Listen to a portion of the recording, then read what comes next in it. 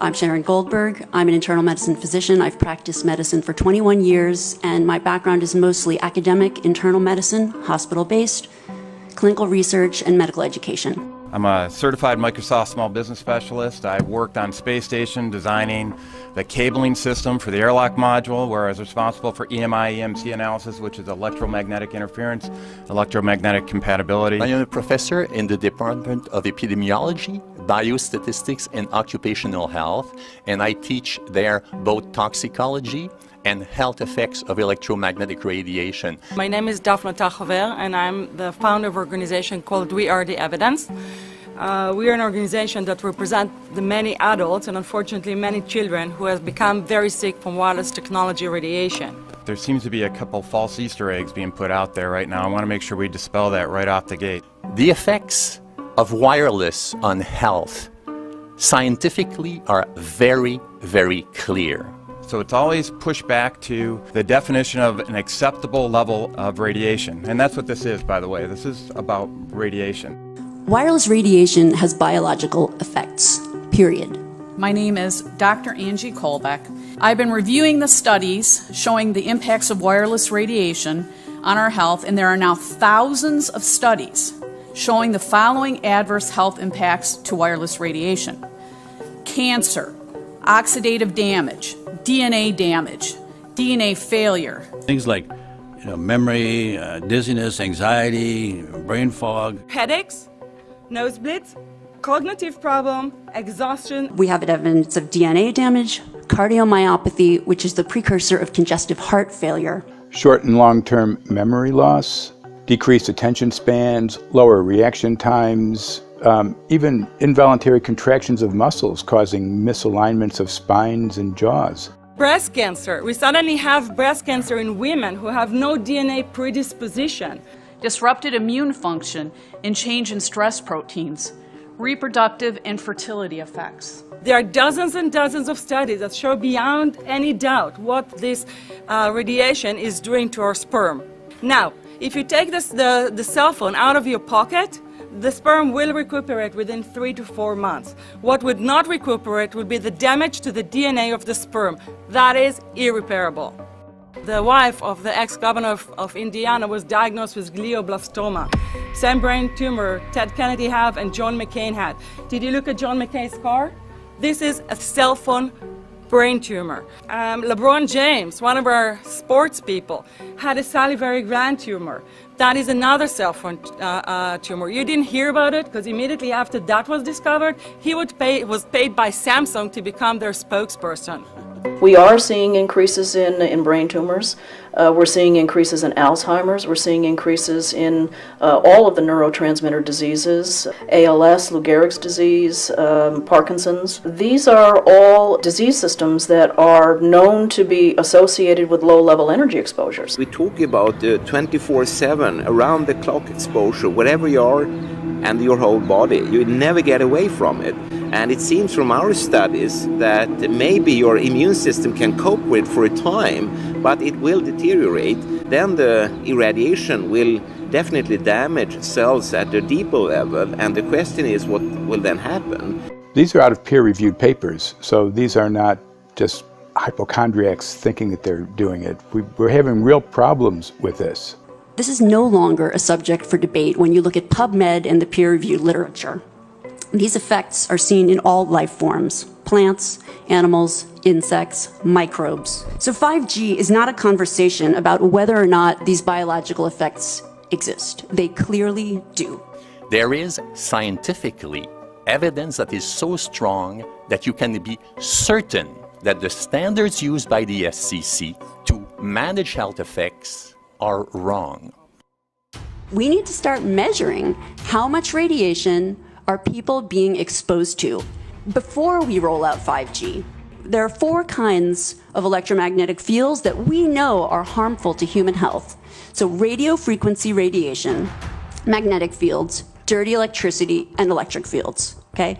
Our exposure, any given person, and all humans are affected by EMFs. What is our exposure in a day? It's not one cell phone. It's cell phones, it's multiple wireless networks, it's smart meters, it's cell towers. It's this sandwich, and it all adds up.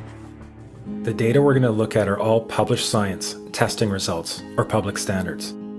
At the bottom end of the radiation scale of what's called power density or signal strength is the minimum level at which cell phones will work, which was found to be 0.2 billionths of a microwatt per centimeter squared. Pine needles were found to age prematurely at 0.000027. At short-term exposures of 0.05, children aged 8 to 17 experienced headache, irritation, concentration difficulties, and behavioral problems. 0.1 is the biobiology or building biology guideline for extreme concern. 1.0 produced sperm DNA fragmentation and a decrease in sperm viability in vitro. Also at 1.0, the science shows the following bodily effects can occur: headaches, dizziness, fatigue, insomnia, chest pain, difficulty breathing, and indigestion. 2.5 saw altered calcium metabolism in heart muscle cells. 4.0, changes in the hippocampus affecting brain memory and learning. And at 6.0, DNA damage in cells. So, where are smart meters on this list? Electrical Power Institute in December 2010 measured a single Itron smart meter with pulses up to 7.93 microwatts per centimeter squared. Our own testing indicated approximately 8.0 with 1 meter. These tests are at a close distance, approximately 1 foot away from the meter, but an infant's crib could be just as close on the other side of the wall where the meter or bank of meters are installed. Even though there are all these known health effects at levels far lower, Switzerland, Liechtenstein, and Luxembourg see fit to set the standard at 9.5. And China, Poland, and Russia, 10.0. This is the same level at which behavior has been altered, producing reflexes of avoidance following 30-minute exposures. A room of 12 smart meters, very common and even a conservative number in an apartment building, tested at 19.8 microwatts per centimeter squared. This is hundreds of times higher than levels which clearly indicate harmful effects. So, how can utilities and governments get away with forcing these devices on everyone? This is how. In Canada and the US and several other civilized countries, the safety limit is set at 600 to 1,000 microwatts per centimeter squared. This so-called safety limit is literally tens of thousands of times higher than levels which are known to damage health according to peer-reviewed published science.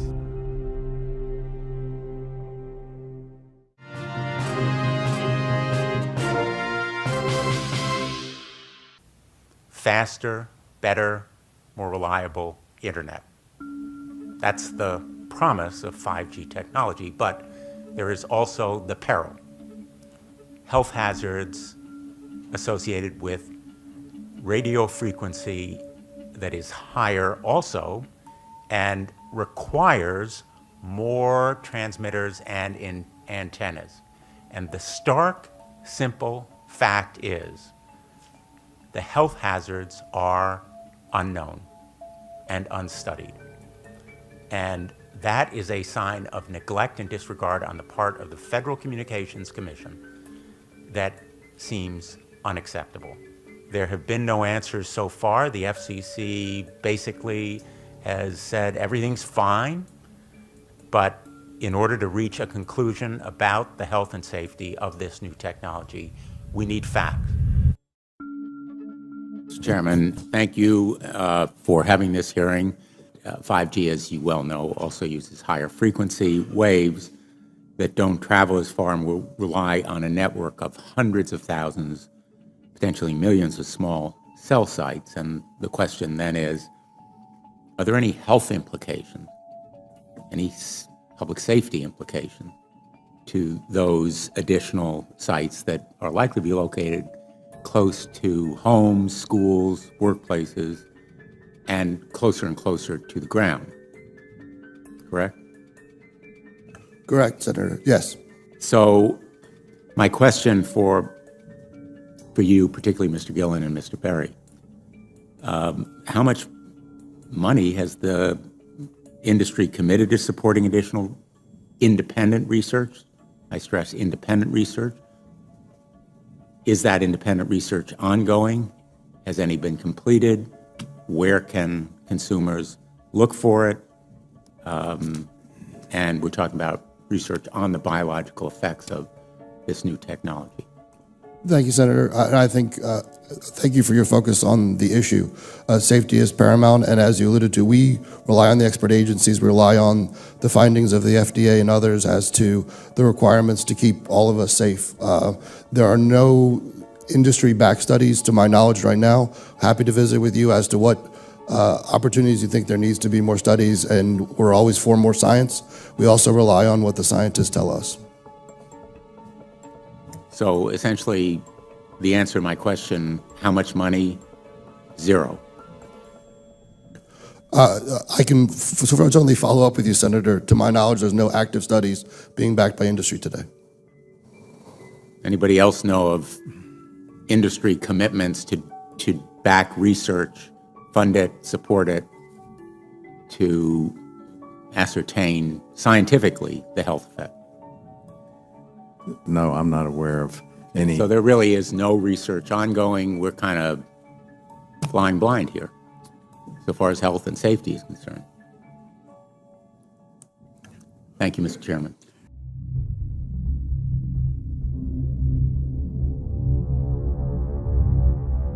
You're a trained medical professional. Yes. We don't have one on the panel. What are we to make of the American Cancer Society, for example, telling us there's no evidence of harmful product? Many of these organizations have conflicts of interest. Very briefly, if you can, what do you mean by conflict of interest? One of the first things that you teach residents is that you always have to look at the funding. There's a tremendous amount of sponsored research by people who are hired to do studies to find no effect. And that's plagued this field in a number of countries. The radio frequency radiation work that we did was supported by Motorola. The relationship was really very cordial and very stress-free, but only up until we started generating data. These folks were very, very upset and began to talk about how are they going to handle this, what sort of spin can we put on this, what can we expect from this, and from that point on the relationship changed. What we saw was that Motorola began to exert more and more control over the work, telling us what to do, telling us how to write abstracts, what to say in the abstracts, what to say in the papers, how to do the work. No, don't do this. Yes, do it this way. This was unacceptable. I had completed our study of DNA damage, and I submitted the final report to Motorola. They simply weren't willing to accept my interpretation of my study, my evaluation of my study, my knowledge of science at that point, and tried to urge me not to publish the study.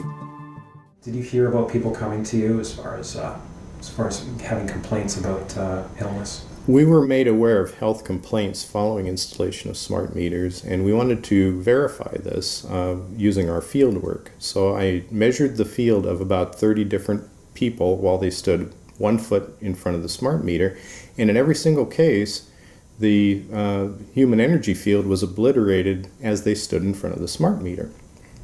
So in our first slides, what we see is normal cells, and the structure of the cells is intact and sound.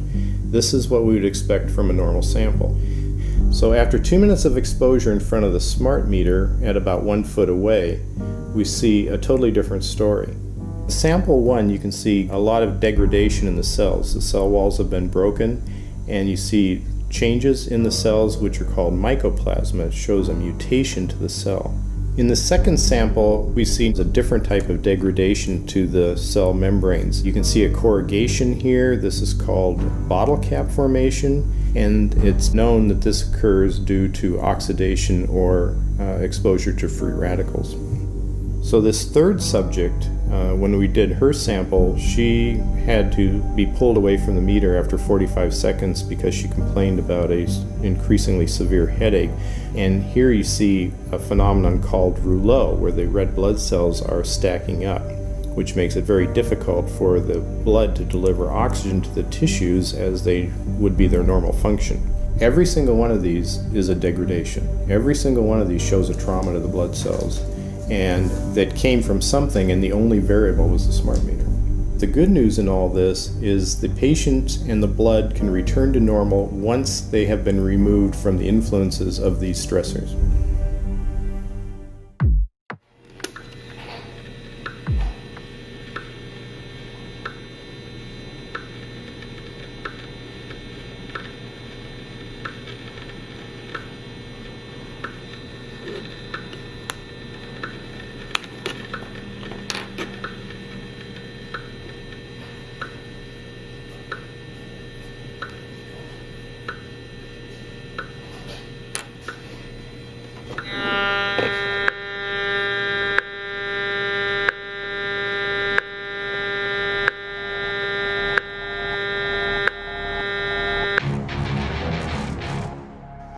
Some of the effects that we can look at, well, one thing is just our regular Wi-Fi, 2.4 gigahertz. That's in the same range as microwave ovens, which are also called radar ranges, because that is radar. 2.4 gigahertz is interesting. It's not the peak absorption rate in water for microwave frequencies, but it's at a point where it allows full penetration, because if it came in at the peak, it would prevent the insides from getting warm. So that's with basic Wi-Fi. Now when we look at 5G, 60 gigahertz, this is what they call active dispersal sort of weaponry, just to keep people back. It burns the skin. It doesn't penetrate, but 60 gigahertz is the frequency of oxygen molecule absorption. Since they have electrons that they share with each other, what we breathe is actually O2, pair of oxygen. So being bombarded with 60 gigahertz could very well impair our oxygen absorption rates in our body, and thereby the whole basis of our living system. Martin Pall says, putting tens of millions of 5G antennas without a single biological test of safety has to be about the stupidest idea anyone has had in the history of the world. So assessing all this, we have experts in various fields: military EMF weaponry, biological effects on humans, firefighters that are getting cognitive impairment by being there in them, countries that are banning these sort of technologies around schools because of the impairment to cognitive. Let's weigh that up in light of what Rudolf Steiner said in 1924 about just mere radio causing the impairment of cognitive functions on people, that they can receive news from around the world, but they can't understand it as well because of the effect of the electricity. We have to say, something smells sinister here. With the 5th generation, it's actually a whole new ballgame. It's not using the same technology. They're switching to military-grade millimeter wave technology.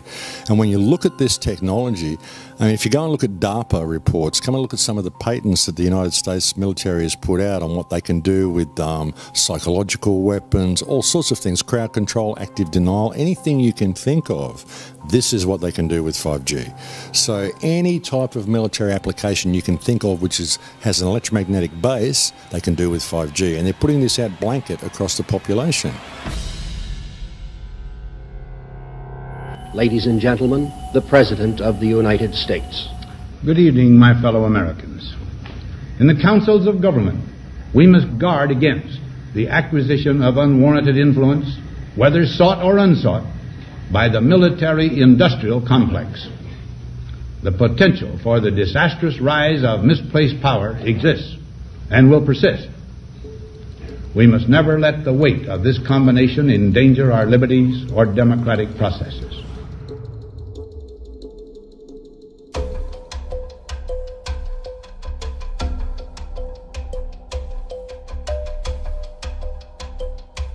The FCC is a capture agency. They probably conducted what I believe to be the biggest fraud on the public ever conducted.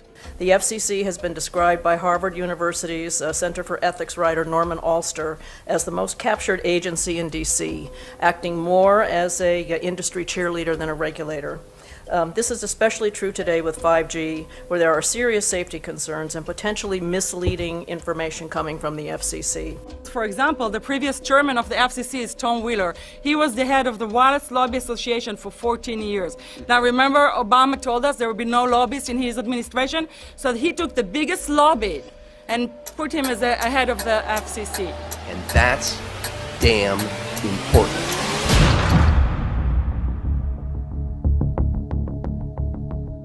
In 1993, the FCC started a rulemaking to adopt the IEEE regulations on this issue. IEEE is an engineer association.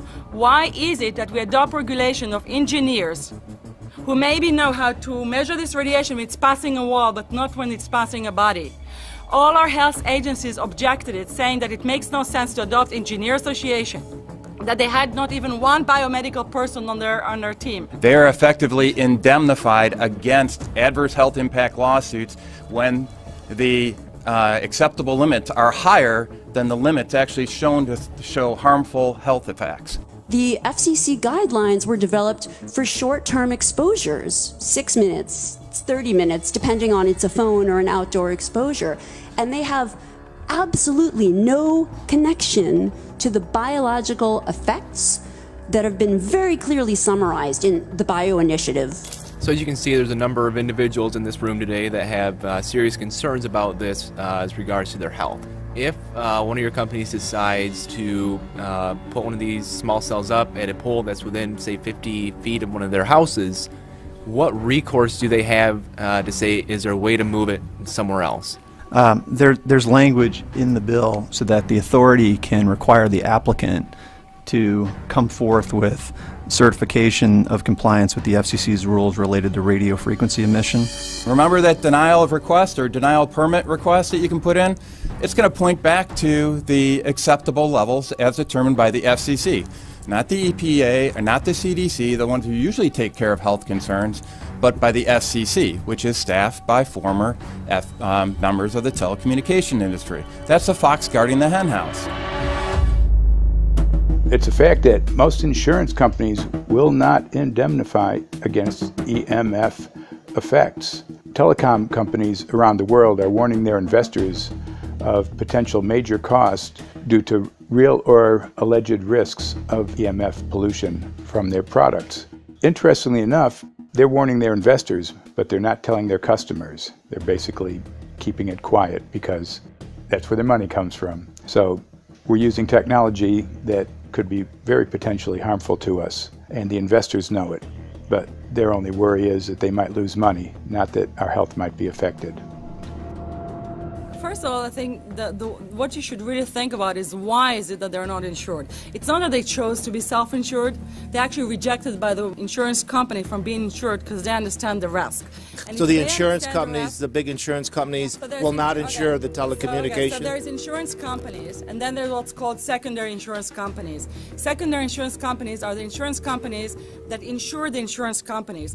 So in an event, an insurance company, let's say I insure Verizon, and it may not be able to meet the claims, then the secondary insurance company is kicking in. Like Lloyd's of London. Sorry? Like Yes, Lloyd's of exactly. London. So two leading one would be Lloyd's of London and Swiss Re. Both told the insurance company not to insure the wireless industry, and this is why they're not insured. And that should give you a hint. Now, this is exactly why they have to prevent a health lawsuit. And how did they prevent lawsuit? That goes back to Section 704.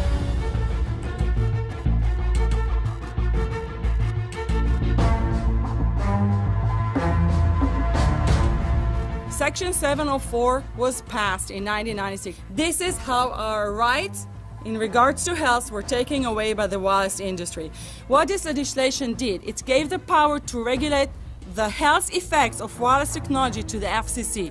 FCC is a spectrum auctioning agency. It's not a health agency. They don't even have one biomedical person on their team. And then the other thing that Section 704 did, It actually took the power from the states to regulate location of cell towers based on health. And what does it mean? It means that if they want to put a cell tower in front of your home, you cannot go to your city council and say, hey, stop, I don't want it. I just heard in a lecture that there are 10,000 studies proving that it's harmful. I don't want it. My child is sick. They will tell you, stop. You're not allowed to mention this in the city council because Section 704 says that if you will, and if the application will be rejected, the city will be sued, can be sued by the wireless industry.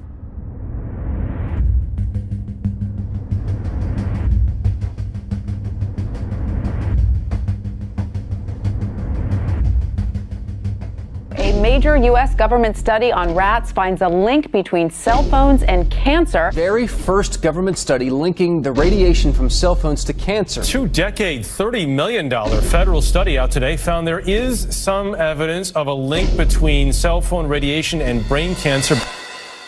Professor, what is the NDP? I've heard that study several times. NDP is what? So it's a $25 million study on rats and mice that was supposed to demonstrate that there were no effects of radiation below thermal. And in fact, it demonstrated exactly the opposite. And it follows on the heels of two major studies on animals that said exactly the same thing. And that study was designed perfectly to make sure that it cannot be challenged, that there will not be any doubt. That's why it took them 14 years. That's how they prevented discussion of health. And why do they want to prevent discussion of health if there's no problem with health? Simply put, FCC is completely unprepared, unable, and possibly unwilling to oversee 5G for safety, even as it barrels toward us. They are falling back on tired definitions and panaceas long since disproven by science. To make matters worse, recent FCC rulings and numerous industry-friendly bills passed at state and federal levels between 2016 and 2018 removed the last vestiges of local and state review over infrastructure siting, just when we need it the most. When those first studies were performed years and years ago, nobody knew about the importance of the microbiome, the role of the microbiome and the immune system, and even less the role of the microbiota inside our brains, that